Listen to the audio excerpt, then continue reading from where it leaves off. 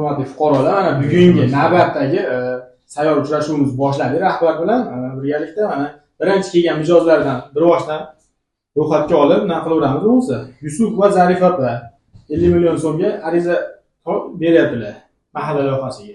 Assalomu alaykum. Qanday loyiha bo'yicha? Bular chorvachiligiga. Chorvachilik. Bo'ldi. Tartiblarni tushuntirishimiz kerak sizga. Tartib bo'yicha o'sha olingan kreditlarimiz maqsadda ishlatiladi. Olingandan keyin o'sha joyli holatda ishlasangiz, keyingi yilga yoki bo'lmasa bekitganingizga yana sizga kredit tomonidan yordam berishimiz mumkin. Keyingi fuqaromiz Orifov Sayfullohga bu uzumchilik bo'yicha 17 millionlik biznesga ko'mak loyihasi bo'yicha ariza topshiryaptilar. So'rga qilmoqchimizda shuni? So'rga. O'z daromad oshadi shu bilan. O'shanga harakat qilyapmiz. Oshirishga. Ha, yaxshi bo'ldi. Aka, undan ko'proq ham olsangiz bo'ladi aka siz. Menga xudo xolasa o'sha 50 millionga harakat qilamiz.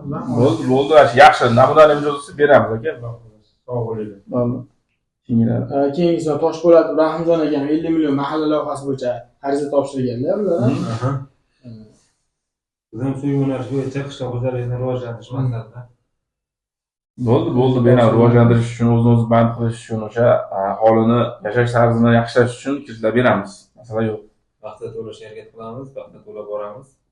To'g'ri keyinga kredit miqdorini ko'paytiramiz. Bo'ldi, rahmat.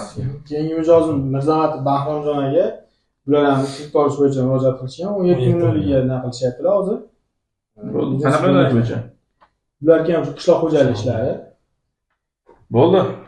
Hammalaringga avvalo rahmat, kelib ariza topshirib bizdan ketayotganlaringizga, mijozlar akalarga. Endi kelgusi ishlaringga hammaga omad.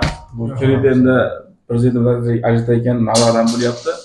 Endi buni avvalo maqsadli, unumli ishlatishimiz kerak hammamiz. Bo'ldi, ishlaringga omad, xudo xolasa tez kunda qonuniy bo'lib chiqarib berishga harakat qilamiz. Rahmat, sog' bo'ling.